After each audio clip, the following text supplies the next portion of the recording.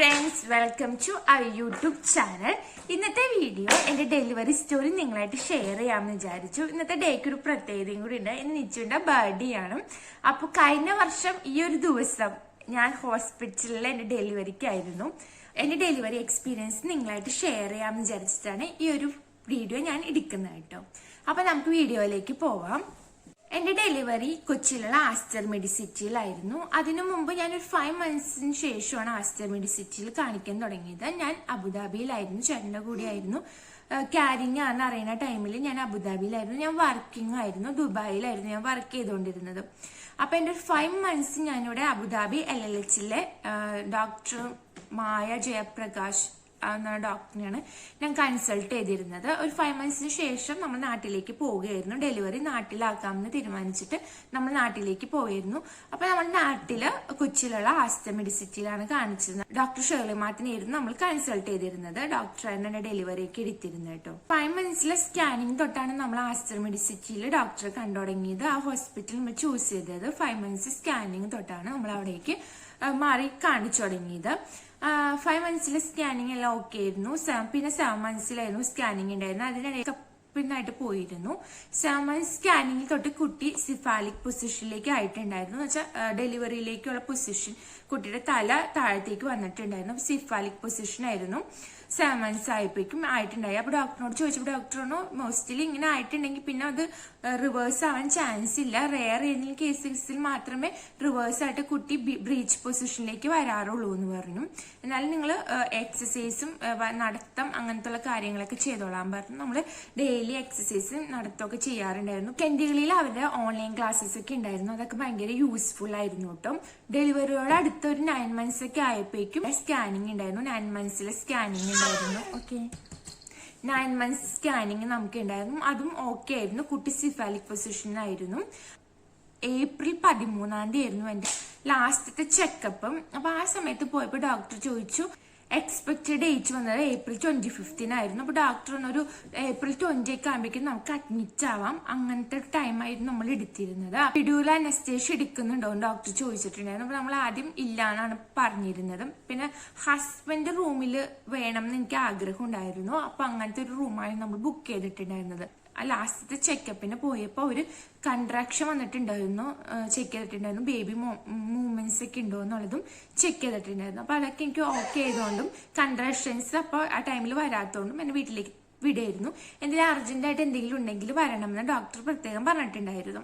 അപ്പൊ അത് നമുക്ക് ബ്ലഡ് ടെസ്റ്റും ചെയ്തിട്ടുണ്ടായിരുന്നു. എങ്ങാനും അർജന്റ് ആയിട്ട് ആ ടൈമിൽ നമുക്ക് ബ്ലഡ് ടെസ്റ്റും കാര്യങ്ങളും ചെയ്യാൻ ബുദ്ധിമുട്ടായിരിക്കും. അതുകൊണ്ട് ആ 9 months ലാസ്റ്റ് ചെക്കപ്പിന്റെ സമയത്ത് നമുക്ക് ബ്ലഡ് ടെസ്റ്റും ചെയ്തിട്ടുണ്ടായിരുന്നു. ഒരുപാട് എക്സൈറ്റ്മെന്റിലായതുകൊണ്ടാണ് ഞാൻ ഒരുപാട് യൂട്യൂബിലെ വീഡിയോസ് ഒക്കെ നോക്കി എങ്ങനെയാണ് ഡെലിവറി എക്സ്പീരിയൻസ് എങ്ങനെയാണെന്നൊക്കെ നോക്കിയിട്ടും പിന്നെ പേളിമണിയുടെ ഒരു ബ്രീത്തിങ് ടെക്നിക്കുള്ള ഒരു വീഡിയോ ഉണ്ടായിരുന്നു. അതൊക്കെ നോക്കി ബ്രീത്തിങ് എങ്ങനെ എടുക്കണം എന്നൊക്കെയുള്ള ഫുൾ പ്ലാനൊക്കെ ചെയ്തിട്ടായിരുന്നു ഇരുന്നിരുന്നത്.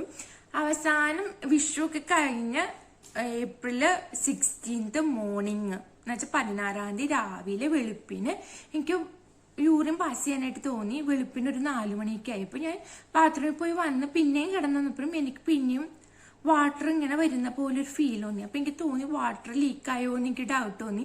അപ്പൊ ഞാനൊരു വീഡിയോയിൽ കണ്ടിട്ടുണ്ടായിരുന്നു, നമുക്ക് യൂറിൻ പാസ് ചെയ്യാനാണെങ്കിൽ നമുക്ക് കൺട്രോൾ ചെയ്യാൻ പറ്റും, വാട്ടർ ആണ് ലീക്ക് ആയിട്ടെങ്കിൽ നമുക്ക് ഒരിക്കലും കൺട്രോൾ ചെയ്യാൻ പറ്റില്ല. അപ്പൊ ഞാനൊന്ന് കൺട്രോൾ ചെയ്യാൻ നോക്കി, പക്ഷെ എനിക്ക് വാട്ടർ പോയിക്കൊണ്ടേയിരിക്കുന്നു. അപ്പൊ എനിക്ക് പെട്ടെന്ന് മനസ്സിലായത് എന്റെ വാട്ടർ ബ്രേക്ക് ആയതാണ്. അപ്പൊ ചേട്ടൻ ഉണ്ടായിരുന്നു. അപ്പം ചേട്ടനോട് പറഞ്ഞു, ചേട്ടാ വാട്ടർ ബ്രേക്ക് ആയെന്ന് തോന്നുന്നു എന്ന് പറഞ്ഞു. അപ്പൊ തന്നെ നമ്മള് ഇറങ്ങുമായിരുന്നു വീട്ടിൽ നിന്ന്. കാരണം നമ്മൾ ഓൾറെഡി ഒരു 9 months ആയപ്പോഴേ നമ്മൾ ബാഗൊക്കെ ഹോസ്പിറ്റൽ ബാഗൊക്കെ പാക്ക് ചെയ്തിട്ടുണ്ടായിരുന്നു. ഏത് നിമിഷം വേണമെങ്കിലും ഡെലിവറി ആവാമെന്നുള്ള സ്റ്റേജ് ആണല്ലോ. 9 months ഒക്കെ ആയിക്കഴിഞ്ഞാൽ നമുക്ക് ഉറപ്പാണ് എപ്പോൾ വേണമെങ്കിലും ഡെലിവറി നമുക്ക് എക്സ്പെക്ട് ചെയ്യാം. താഴെ പോയി അമ്മയോട് പറഞ്ഞു, എന്റെ അമ്മേനെ വിളിച്ചു പറഞ്ഞു. നമ്മൾ നേരെ ഹോസ്പിറ്റലിലേക്ക് പോവുകയായിരുന്നു. നമ്മുടെ വീട്ടിൽ നിന്ന് ഒരു 30 minutes മാത്രമേ ഹോസ്പിറ്റലിലേക്കുള്ളൂ. അപ്പൊ 4:30 നമ്മൾ വീട്ടിൽ നിന്ന് ഇറങ്ങി 5 മണിക്ക് ആയപ്പോഴേക്കും നമ്മൾ ഹോസ്പിറ്റൽ ഡിപ്പാർട്ട്മെന്റിലേക്കാണ് പോയതും. അപ്പൊ അവരോട് കാര്യം പറയുകയും അവർ നമ്മൾ നേരെ ലേബർ റൂമിലേക്ക് കൊണ്ടുപോയിരുന്നു കേട്ടോ. റൂമിലേക്ക് കൊണ്ടുപോയിരുന്നു ചെയ്തിരുന്നത്. ലേബർ റൂമിന്റെ കാര്യമൊന്നും പറയേണ്ട, ഭയങ്കര നല്ല ഫെസിലിറ്റീസ് ഒക്കെ ഉണ്ടായിരുന്നു. ഓപ്പറേഷൻ തിയേറ്ററിൽ എല്ലാം ഒക്കെ ആയിട്ടാണ്. ലേബർ റൂമുകൾ തന്നെ പല വിധത്തിലുണ്ടായിരുന്നു. നമ്മൾ എമർജൻസി ആയിട്ട് പോയതുകൊണ്ട് തന്നെ നമുക്ക് മറ്റേ ഹസ്ബൻഡിന്റെ ഒപ്പം നിൽക്കാൻ പറ്റുന്ന റൂം കിട്ടിയില്ല. കാരണം ഓൾറെഡി നമ്മൾ ബ്ലോക്ക് ചെയ്തിരുന്ന ഡേറ്റ് 20th പക്ഷെ നമ്മൾ 16th എമർജൻസി ആയി പോയതുകൊണ്ട് ഓൾറെഡി ആ റൂമുകളൊക്കെ ബ്ലോക്ക് ആയി പോയിട്ടുണ്ടായിരുന്നു. നമുക്ക് നോർമൽ ആയിട്ടുള്ള റൂംസ് ആണ് കിട്ടിയത്. അപ്പൊ ഇത് നിച്ചുവിന്റെ ബർത്ത്ഡേ ആണ് കേട്ടോ. അപ്പൊ നിച്ചു നല്ല ക്യൂട്ട് ഡ്രസ്സൊക്കെ ഇട്ടിരിക്കുന്നുണ്ട്. എല്ലാരും നിച്ചുവിന് ബർത്ത്ഡേ വിഷ് ചെയ്യാ. Nichu happy birthday, happy birthday. Okay, labour റൂമിൽ ഫസ്റ്റ് ആയിട്ട് അവരെന്റെ താഴത്തുള്ള പോർഷൻസ് ഒക്കെ ക്ലീൻ ചെയ്ത് അവിടുത്തെ ഹെയർസ് ഒക്കെ റിമൂവ് ചെയ്തു. എന്നിട്ട് അവിടെ ക്ലീനൊക്കെ ആക്കി വെച്ചു. ഡ്യൂട്ടി ഡോക്ടർ വന്നിട്ട് PV ചെയ്ത് നോക്കിട്ടോ. അപ്പൊ ആദ്യമായിട്ടാണ് എനിക്ക് PV ചെയ്യണത്. അപ്പൊ ഞാൻ കുറെ വീഡിയോസിൽ ഭയങ്കര പെയിൻ ആണ് അങ്ങനെയൊക്കെയാണെന്ന് വെച്ചു. പക്ഷെ എനിക്കും ഏകദേശം നല്ല പെയിനൊക്കെ എടുത്തു. ആദ്യം ചെയ്തപ്പോൾ നല്ല ബുദ്ധിമുട്ടുണ്ടായിരുന്നു. അപ്പൊ അവർ നോക്കിയപ്പോ എനിക്ക് അങ്ങനെ ഡയലൂഷൻ ഒന്നും വന്നിട്ടില്ല. സെർവിക്സ് ഓപ്പൺ ആയിട്ടുണ്ട്, പക്ഷെ ഡയലൂഷൻ വന്നിട്ടില്ല. ആകെ 1 centimeter എങ്ങാണ്ട് ഓപ്പൺ ആയിട്ടുള്ളൂ, വലിയ കാര്യമായിട്ട് ഓപ്പൺ ആയിട്ടില്ല. അപ്പൊ എനിക്ക് നല്ല പെയിൻ ഒന്നും വന്നു തുടങ്ങിയിട്ടില്ല. അപ്പൊ അവർക്ക് ഇൻഡ്യൂഷൻ മെത്തേഡിലൂടെ പെയിൻ വരാനുള്ള മെഡിസിൻസ് തന്നു. പിന്നെ ആ മെഡിസിൻ ഇട്ടോണ്ടിരുന്നപ്പോ എനിക്ക് പെയിൻ വരെയും പോവുകയൊക്കെ ചെയ്തു. നല്ല വേദന ഉണ്ടായിരുന്നു. ആദ്യമൊന്നും എനിക്ക് കുഴപ്പമുണ്ടായില്ല. അതിന് പിന്നെ ഇടയ്ക്കിടയ്ക്ക് വന്ന് PV ചെയ്തുകൊണ്ടിരിക്കും കേട്ടോ. PV ചെയ്യൽ അവസാനം എത്തിയപ്പോഴേക്കും വേദന കൊണ്ട് പൊളയാൻ തുടങ്ങി. ആദ്യം ചെയ്തപ്പോൾ നമ്മളിങ്ങനെ മസിലിങ്ങനെ പിടിച്ചിരിക്കുമ്പോഴാണ് PVക്ക് ഭയങ്കര ബുദ്ധിമുട്ട്. നമ്മൾ റിലാക്സ് ചെയ്തിരിക്കുകയാണെങ്കിൽ നമുക്ക് ഇത്തിരി കൂടി പെയിൻ റിലീഫ് കിട്ടും. മസിലൊക്കെ റിലാക്സ് ചെയ്താണ് ഇരുന്നിരുന്നതും. ആദ്യമൊക്കെ ചെയ്തപ്പോൾ നല്ല പെയിൻ ഉണ്ടായിരുന്നു. പിന്നീട് എനിക്ക് പെയിൻ ഇങ്ങനെ കുറഞ്ഞു വരാൻ തുടങ്ങി PV ചെയ്യുന്തോറും. രണ്ടാമത് പിന്നെയും PV ചെയ്ത് നോക്കിയപ്പോ 2 centimeter ഡയലൂഷൻ വന്നിട്ടുണ്ടായിരുന്നു. പക്ഷെ നമുക്ക് ആ സ്റ്റേജിലൊന്നും നോർമൽ ഡെലിവറിയിലേക്ക് ആയിട്ടുണ്ടായിരുന്നില്ല. അപ്പൊ എന്റെ ഓപ്പോസിറ്റ് ഉള്ള ഒരു എപ്പിഡ്യൂറിൽ എടുത്തു ലേഡി. അപ്പൊ എന്നോട് ചോദിച്ചു എപ്പിഡ്യൂറിൽ എടുക്കുന്നുണ്ടോന്ന് ചോദിച്ചപ്പോ ഞാൻ ആ സ്റ്റേജിൽ ഇല്ല എന്നാണ് പറഞ്ഞിരുന്നത്. എനിക്ക് എപ്പിഡ്യൂറിൽ എടുക്കാൻ താല്പര്യം ഉണ്ടായിരുന്നില്ല. ഞാൻ ചെയ്യുന്ന എപ്പിഡ്യൂറിൽ എടുക്കുന്നില്ല എന്നുള്ള ഒരു ഇതിലാണ് ഞാൻ പോയിരുന്നത്. അത് കഴിഞ്ഞ് കുറെ ഇടയ്ക്കിടയ്ക്ക് സ്റ്റാഫുകൾ ഇങ്ങനെ മാറിക്കൊണ്ടിരിക്കും. നമുക്ക് പെയിൻ കൊണ്ട് നമ്മൾ പൊളയും, ആരെയും കാണാൻ പറ്റുന്നില്ല. ഫാമിലിയൊക്കെ പുറത്താണ്, ചേട്ടനുള്ള റൂമായിരുന്നു നമ്മൾ ആഗ്രഹിച്ചിരുന്നത്, അത് കിട്ടിയില്ല.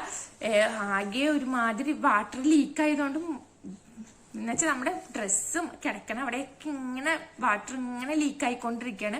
ഡോക്ടർ ഇടയ്ക്ക് വന്ന് നമ്മൾ നോക്കിയിട്ട് സമാധാനിപ്പിച്ചൊക്കെ പോകുന്നുണ്ട്. പക്ഷെ നമുക്ക് ആ സമയത്ത് ആരെ സമാധാനമൊക്കെ എങ്ങനെയെങ്കിലും ഇത് പുറത്തേക്ക് പോയാൽ മതി എന്നുള്ള ഇതിലാണ്. കുട്ടിയെ നല്ല രീതിയിൽ കാണും, കുട്ടിയെ കാണാറായി, അതിൻ്റെയൊക്കെ നല്ല എക്സൈറ്റ്മെന്റും കാര്യങ്ങളൊക്കെ ഉണ്ട്. ആകെ നമ്മളൊരു പ്രത്യേക എക്സ്പീരിയൻസ് ആണ് കേട്ടോ അത്.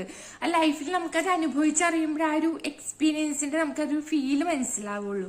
ഒരു 4 മണിയൊക്കെ ആയപ്പോഴേക്കും വെളുപ്പിന് നമ്മൾ 5 മണിക്ക് അവിടെ എത്തിയതാണ്. ഉച്ചയായിട്ട് നടന്നില്ല, വൈകുന്നേരമായിട്ട് നടന്നില്ല. അവസാനം വൈകുന്നേരം 4 മണിയൊക്കെ ആയപ്പോഴേക്കും എന്റെ ഡോക്ടർ വന്നിട്ട് നോക്കിയിട്ട് പറഞ്ഞു നമുക്ക് ഇന്നത്തോടെ എന്തായാലും ചെയ്യണം. കാരണം വാട്ടർ ബ്രേക്ക് ആയതുകൊണ്ട് ഇൻഫെക്ഷൻസ് വരാനുള്ള ചാൻസസ് ഉണ്ട്.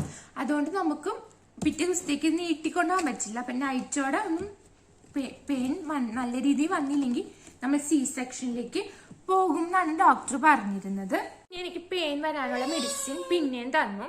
അങ്ങനെ ഫൈനലി എനിക്കൊരു ഈവനിങ്ങോടെ ആയപ്പോഴേക്കും നല്ല പെയിൻ വന്നു. ലാസ്റ്റൊക്കെ ആയപ്പോഴേക്കും അവരെന്നോട് എപ്പിഡ്യൂറിൽ എടുക്കണ്ടോന്ന് പിന്നെയും വന്ന് ചോദിച്ചു. ഞാൻ ഇല്ല എന്ന് തന്നെ പറഞ്ഞുകൊണ്ടിരുന്നു. അവസാനം ഒരു 7-8 മണിയൊക്കെ ആയപ്പോഴേക്കും എനിക്ക് ഒട്ടും സഹിക്കാൻ പറ്റാത്ത നല്ല പെയിൻ വരാൻ തുടങ്ങി. അപ്പൊ അവർ വന്ന് നോക്കിയപ്പോ എന്റെ സെർവിക്സ് 4 centimeter ഓപ്പൺ ആയിട്ട്, നല്ല ഡയലൂഷൻ 4 centimeter ഓപ്പൺ ആയിട്ടുണ്ട്. അപ്പൊ അവർ പറഞ്ഞു എന്തായാലും നോർമലിലേക്ക് പോവാൻ ചാൻസ് ഉണ്ട് എന്ന് പറഞ്ഞു. അപ്പൊ വേറെ എന്റെ ഡോക്ടർ പോയിട്ടുണ്ടായിരുന്നു. അപ്പൊ വേറെ സെറീന എന്ന് പറഞ്ഞ ഡോക്ടർ ഉണ്ടായിരുന്നു. അവർ വന്ന് നോക്കിക്കഴിഞ്ഞപ്പോ അവർ പറഞ്ഞു സോ ഇറ്റ്സ് നോർമലിലേക്ക് വരാൻ ചാൻസ് ഉണ്ട്, കുറച്ചൊരു കൂടി വെയിറ്റ് ചെയ്യാം എന്ന് പറഞ്ഞു. അത് കഴിഞ്ഞപ്പോ ഞാൻ ഒരുപാട് പേര് ഞാൻ തളർന്നു തുടങ്ങി. ഫുഡ് തരില്ല, അവര് വെള്ളം തരില്ല. പിന്നെ നമ്മൾ യൂറിൻ പാസ് ചെയ്യണമെന്ന് വെച്ചാൽ വെള്ളം തരില്ല. ഉച്ചയ്ക്ക് ശേഷം എന്റെ ഫുഡ് കട്ട് ചെയ്തു. വൈകുന്നേരം രാത്രിയൊക്കെ എനിക്ക് വിശക്കുന്നുണ്ട്, പക്ഷെ നമുക്ക് ആ സമയത്ത് അതൊന്നും ഫീൽ ചെയ്യണില്ല. നല്ല വേദന കൊണ്ട് പൊളയാണ്. അതിനൊരു ഈവനിങ് ആയ സമയത്ത് ചേട്ടൻ എന്നെ വന്ന് കണ്ടിരുന്നു. അവർ കാണാനായിട്ട് സമ്മതിച്ചു. ചേട്ടൻ വന്ന് എനിക്ക് കോൺഫിഡൻസ് ഒന്നും അത്രയ്ക്ക് പെയിൻ ആണെങ്കിൽ എപ്പിഡ്യൂറിൽ എടുത്തു എന്ന് പറഞ്ഞു. ആ സമയത്തും ഞാൻ വേണ്ടാന്നുള്ള സ്റ്റേജിൽ തന്നെ നിന്നു. ലാസ്റ്റ് ഒരു 9 മണിയൊക്കെ ആയപ്പോഴേക്കും എനിക്ക് വേദന ഒട്ടും സഹിക്കാൻ പറ്റുന്നില്ല. ഒട്ടും എന്ന് വെച്ചാൽ എനിക്ക് നമ്മൾ തളർന്നു പോണ പോലത്തെ ഫീലും, കാലിൻ്റെ ഇവിടെയൊക്കെ നടുവും കാലൊക്കെ നല്ല കട്ടഴുപ്പും വേദന കൊണ്ട് പൊളയാൻ തുടങ്ങി. അവസാനം ആ സമയത്ത് PV ചെയ്യണതിന്റെ ഫീലും നമ്മൾ അറിയണില്ല. അതിനേക്കാൾ നല്ല വേദന നമുക്ക് അടിവയറ്റിലോ എവിടേക്കോ നല്ല വേദനയും കാര്യങ്ങളൊക്കെ ഉണ്ട്. അവസാനം ആ സ്റ്റേജിലും എപ്പിഡ്യൂറിലാണ്. അപ്പൊ ഞാൻ വെച്ചു ഇനി എപ്പിഡ്യൂറിൽ ഇട്ടിട്ട് കാര്യമില്ല, കാരണം നമുക്ക് പെയിൻ വന്നു, നല്ല രീതിയിൽ തന്നെ പെയിൻ വന്നു. ഇനി ആ എപ്പിഡ്യൂറിന്റെ മെഡിസിൻ കുത്തിയാലും ഈ പെയിനിന്റെ വേദന അവർക്ക് കുറയ്ക്കാനുള്ള കഴിവ് ആ മെഡിസിൻ ഉണ്ടാവില്ല. അപ്പൊ അവരോട് ഞാൻ ഈ വേദന കൊണ്ട് ഗുണം ഉണ്ടാവും ചോദിച്ചപ്പോ അവരോട് ആ നേഴ്സും പറഞ്ഞു അത്രയ്ക്ക് ഗുണം ഉണ്ടാവില്ല എന്ന് ഇങ്ങോട്ട് പറഞ്ഞു. അപ്പൊ ഞാൻ പിന്നെ എപ്പിഡ്യൂറിൽ വേണ്ടാന്നുള്ള സ്ഥലത്തുനിന്ന്, പക്ഷെ ആ സമയത്ത് എനിക്ക് തോന്നി എപ്പിഡ്യൂറിൽ എടുക്കായിരുന്നു. ഭയങ്കര വേദന, ഒട്ടും സഹിക്കാൻ പറ്റുന്നുണ്ടായില്ല, വേദന കൊണ്ട് പൊളഞ്ഞു എന്ന് വേണമെങ്കിൽ പറയാം. ഒരു 10 മണിയൊക്കെ ആയപ്പോഴേക്കും നമ്മൾ ഓപ്പറേഷൻ തിയേറ്ററിലേക്ക് മാറ്റാം എന്നുള്ള സ്റ്റേജിലേക്ക് എത്തി. ഡോക്ടറെ ഇൻഫോം ചെയ്തിട്ടുണ്ടെന്ന് അവിടെ നഴ്സുമാർ പറഞ്ഞു. അവസാനം ഡോക്ടർ ഒരു 10:30-11 മണിയൊക്കെ ആയപ്പോഴേക്കും ഡോക്ടർ എത്തി. എന്നെ ഓപ്പറേഷൻ തിയേറ്ററിന്റെ ഉള്ളിലേക്ക് ഒരു 11 മണിയൊക്കെ ആയപ്പോഴേക്കും എന്നെ ഓപ്പറേഷൻ തിയേറ്ററിന്റെ ഉള്ളിലേക്ക് എത്തി. അവസാനം പിന്നെ പുഷ് ചെയ്യേണ്ട സ്റ്റേജ് ഒന്നും ഞാൻ എത്ര പുഷ് ചെയ്തിട്ടും എന്റെ സെന്റിമീറ്റർ ഓപ്പൺ ആയി 7-8 ഒക്കെ ഇങ്ങനെ ഓപ്പൺ ആയിക്കൊണ്ടിരിക്കുകയാണ്. അപ്പൊ അവരെന്നോട് പുഷ് ചെയ്യുന്നു. ഞാൻ പുഷ് ചെയ്ത് അവസാനം അവരുടെ വയറ്റിലൊക്കെ പിടിച്ച് നെക്കലൊക്കെ ആയിട്ട് പുഷ് ചെയ്യാനായിട്ട് നഴ്സുമാരും ഡോക്ടേഴ്സ് പുഷ് ചെയ്തിട്ട് കാര്യമായിട്ട് പുഷ് ചെയ്ത് വരുന്നില്ല. നിച്ചാമി പുഷ്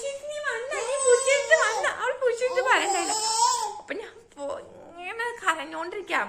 അവിടെ ഉള്ളവരൊക്കെ എന്നെ നോക്കാം. ആ സമയത്ത് നമുക്ക് നാണമൊന്നും ഉണ്ടാവില്ല കേട്ടോ. നമ്മൾ നല്ല കരച്ചിലായിരുന്നു.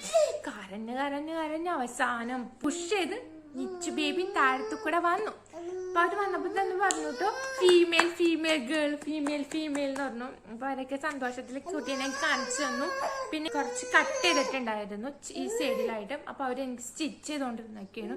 നമുക്കപ്പോ ഇത്തിരി ചെയ്തിട്ടുണ്ടായിരുന്നു. അപ്പൊ ഇത്തിരി മരയിപ്പിന് വേണ്ടി നമുക്ക് മെഡിസിൻ തന്നിട്ടുണ്ടായിരുന്നു. ഒരു ഇഞ്ചക്ഷൻ മരയിക്കാനായിട്ട് ഇഞ്ചക്ഷൻ തന്നിട്ടുണ്ട്. അപ്പൊ ഇവരിങ്ങനെ സ്റ്റിച്ച് ചെയ്യാനൊക്കെ ഞാൻ കണ്ടോണ്ടിരിക്കുകയാണ് കേട്ടോ. നമുക്ക് അങ്ങനെ ഫീലിംഗ് ഒന്നുമില്ല, കാരണം അവിടെ മരയിച്ചിരിക്കുന്നതുകൊണ്ട് നമുക്ക് അവിടെ ഫീലിംഗ് ഒന്നും വന്നിട്ടില്ല.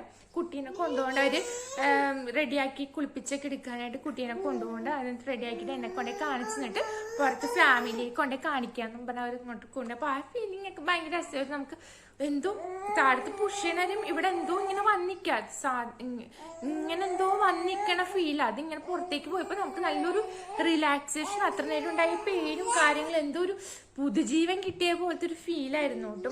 അപ്പൊ ഡെലിവറിക്ക് കാത്തിരിക്കുന്ന അമ്മമാരാണെങ്കിൽ ഒട്ടും പേടിക്കേണ്ട. ആ ടൈമിൽ നമുക്ക് എവിടെ നിന്ന് ഒരു പവർ കിട്ടും, അത് നമ്മൾ പേടിക്കേണ്ടതില്ല. ആ സമയത്ത് ഒരു ഇത്തിരി വേദന മാത്രം നമ്മൾ സഹിച്ചാൽ മതി. എപ്പിഡ്യൂറിൽ എടുക്കണോ എന്നുള്ളതൊക്കെ നിങ്ങളുടെ ഇഷ്ടമാണ്. എടുക്കുന്നതിൽ തെറ്റൊന്നും ഇല്ല കേട്ടോ. എനിക്ക് ആ സ്റ്റേജിൽ എത്തിയപ്പോൾ എപ്പിഡ്യൂറിൽ എടുക്കായിരുന്നു എന്ന് എനിക്ക് തോന്നിപ്പോയത്. എപ്പിഡ്യൂറിൽ എടുക്കായിരുന്നു, എനിക്ക് ആ സമയത്ത് അത് തോന്നിയില്ല. എന്തോ എനിക്ക് എപ്പിഡ്യൂറിനോട് അത്ര തോന്നാത്തോണ്ടായിരുന്നു. പിന്നെ എനിക്ക് നഷ്ടം വന്നത് ഹസ്ബൻഡ് കൂടെയുള്ള ആ ഒരു ഫീലാണ് ഞാൻ വിചാരിച്ചത്. അത് എനിക്ക് കിട്ടിയില്ല നേരത്തെ ചെയ്തോണ്ട്. പക്ഷെ നേരത്തെ വന്നുകൊണ്ട് നിച്ചുവിനെ നേരത്തെ നമുക്ക് കാണാൻ പറ്റി. അപ്പൊ ഈ ഒരു ഏപ്രിൽ 16 എന്റെ ലൈഫിലെ ഏറ്റവും ഞാനൊരു അമ്മയായൊരു ദിവസമായിരുന്നു. ഇപ്പോ 1 ഇയറായി. കഴിഞ്ഞ വർഷം ഏപ്രിൽ 16 നമ്മുടെ നിച്ചു നമ്മളുടെ അടുത്തേക്ക് എത്തിയത്.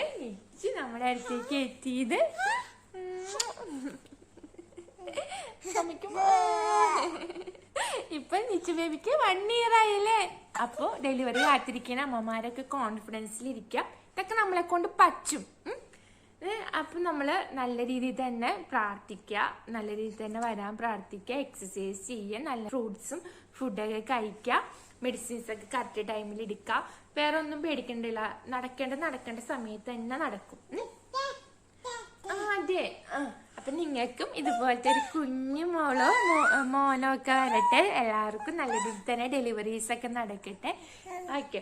അപ്പോൾ നമുക്ക് അങ്ങനെ മോള് വേണം മോൻ വേണമെന്നൊന്നും ഉണ്ടായിരുന്നില്ല. നല്ലൊരു കുഞ്ഞുവാവ വേണം എന്നേ ഉണ്ടായിരുന്നുള്ളൂ. ദൈവം അനുഗ്രഹിച്ച് നമുക്ക് ഒരു കുഞ്ഞു മോളെ തന്നെ കിട്ടി. അല്ലെങ്കിൽ മോള് എന്റെ ഡെലിവറി വ്ളോഗ് എല്ലാവർക്കും ഇഷ്ടപ്പെട്ടിട്ടുണ്ടെങ്കിൽ ലൈക്ക്, ഷെയർ, സബ്സ്ക്രൈബ് ഒക്കെ ചെയ്യുക. പുതിയതായിട്ടാണ് നമ്മുടെ ചാനൽ കാണണമെങ്കിൽ സബ്സ്ക്രൈബ് ചെയ്യാനും തൊട്ടടുത്തുള്ള ബെല്ലൈക്കൺ ക്ലിക്ക് ചെയ്യാനും മറക്കരുത്. ബെല്ലൈക്കൺ ക്ലിക്ക് ചെയ്താൽ ഞാൻ വീഡിയോസ് അപ്ലോഡ് ചെയ്യുമ്പോൾ നിങ്ങൾക്ക് പെട്ടെന്ന് തന്നെ നോട്ടിഫിക്കേഷൻ ആയിട്ട് കിട്ടുന്നതായിരിക്കും. അപ്പൊ ഞാനൊന്നും വിട്ടുപോയിട്ടില്ല എന്ന് തോന്നുന്നു. ഇനി എന്തെങ്കിലും ഡൗട്ട്സും കാര്യങ്ങളും ഈ ഡെലിവറിയെ പറ്റി നിങ്ങൾക്ക് ഉണ്ടെങ്കിൽ താഴെ കമന്റ്സ് ആയിട്ട് ചോദിക്കാൻ ഞാൻ ഉടൻ തന്നെ റിപ്ലൈ തരുന്നതായിരിക്കും കേട്ടോ. അപ്പൊ ഓക്കെ, ബൈ, സീ യു. നമുക്ക് നെക്സ്റ്റ് വീഡിയോ ആയിട്ട് ഉടൻ തന്നെ കാണാം. ബൈ. ടാറ്റാ.